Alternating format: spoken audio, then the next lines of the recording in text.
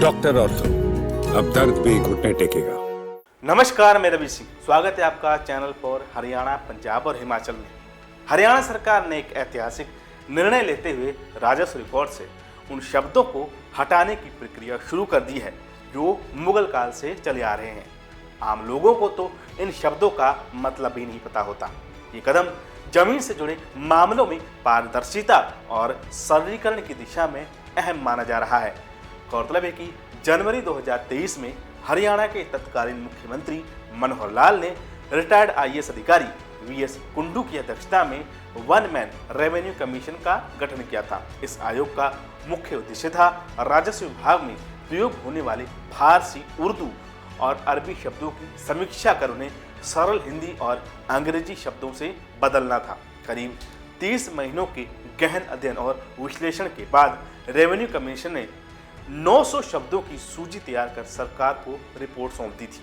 इनमें वाहिब, मुतबन्ना, महुना, मालगुजारी, वसीका, रफायाम, तरमीम, जद्दी, बारानी और फरीक अवल जैसे शब्द शामिल हैं, जिनका प्रयोग वर्तमान में भी रजिस्ट्री और भूमि रिकॉर्ड में किया जाता है। हालांकि ये शब्द आम बोलचाल में अब इस्तेमाल होते ही नहीं हैं। इन शब्दों के कठिन और तकनीकी होने के कारण कई बार आम लोगों को उनके अर्थ नहीं समझ आते और वे धोखाधड़ी के शिकार हो जाते हैं। अब इनकी जगह सरल हिंदी और अंग्रेजी शब्दों का उपयोग होगा। चलिए बताते हैं कि कौन से शब्द बदले जा सकते हैं या बदले जाएंगे। अरबी फारसी जिसका शब्द है इंतकाल मालिकाना, इसका मतलब है हक बदलना और अंग्रेजी में इसका मतलब है म्यूटेशन। तरमीम एक शब्द का इस्तेमाल होता है जिसका हिंदी में मतलब होगा संशोधन और अंग्रेजी में सप्लीमेंट। इसी तरह फरीक अव्वल शब्द का भी एक इस्तेमाल होता है। अब इसका मतलब होगा हिंदी में प्रथम पक्ष और अंग्रेजी में फर्स्ट पार्टी। इसी तरह फरीक दोयम, इसका मतलब होगा द्वितीय पक्ष और अंग्रेजी में सेकंड पार्टी। पड़त पटवार, इसका भी आम बोलचाल में इस्तेमाल नहीं होता। इसका मतलब अब हिंदी में होगा पटवारी का रिकॉर्ड। इसके साथ ही अंग्रेजी में भी इसका नाम पटवारी रिकॉर्ड ही होगा। पड़त सरकार, यानी कि इसका मतलब है सरकार के पास रिकॉर्ड और इसका मतलब अब होगा गवर्नमेंट रिकॉर्ड। मुवाहिब, यानी कि दान देने वाला, हिंदी में इसका ये मतलब है और इंग्लिश में होगा डोनर। महबदुल्ला, यानी कि दान लेने वाला, हिंदी में इसका ये मतलब है और इंग्लिश में होगा रिसीवर। मालगुजारी, यानी भूमि कर और इंग्लिश में प्रॉपर्टी टैक्स। आबादी देह, बसा हुआ क्षेत्र, यानी कि रेजिडेंटल एरिया। बंजर जदीम, यानी कि 4 फसलों तक खाली और इसका इंग्लिश मतलब होगा लैंड वैकेंट फॉर कॉर्प्स।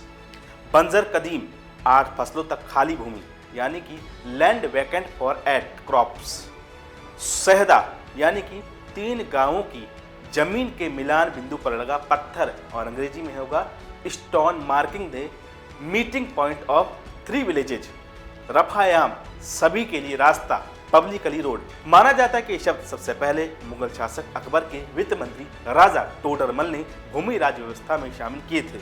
अंग्रेजों ने भी इन्हें अपनाया और आज़ादी के बाद भी ये चलन में बने रहे। हालांकि अब राज्य सरकार ने इसे बदलने का फैसला लिया है।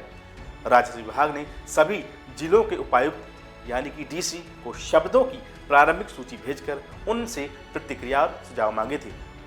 अब सभी टिप्पणियों के आधार पर सूची को अंतिम रूप दिया जाएगा और इसे राजस्व विभाग की वेबसाइट पर अपलोड किया जाएगा। इसके बाद लोग आसानी से जान सकेंगे कि उनकी भूमि रिकॉर्ड में उपयोग हो रहे कृषि शब्द का अर्थ क्या है। हरियाणा सरकार का ये कदम देश में भूमि सुधार की दिशा में एक अनूठी पहल के रूप में देखा जा रहा है। फारसी शब्दों के जटिल जाल से निकालकर जब आमजन की भाषा में जमीन से जुड़े दस्तावेज तैयार होंगे तो इससे न केवल न्याय प्रणाली में गति आएगी बल्कि फर्जीवाड़ों पर भी लगाम लगेगी। यह पहल संभव है कि आने वाले समय में दूसरे राज्यों के लिए भी मॉडल बने और पूरे देश में भूमि से जुड़े दस्तावेजों का सरलीकरण हो सके। अगर ये वीडियो अच्छी लगी तो हमारे चैनल को जरूर सब्सक्राइब कीजिए, वीडियो को लाइक और शेयर कीजिए।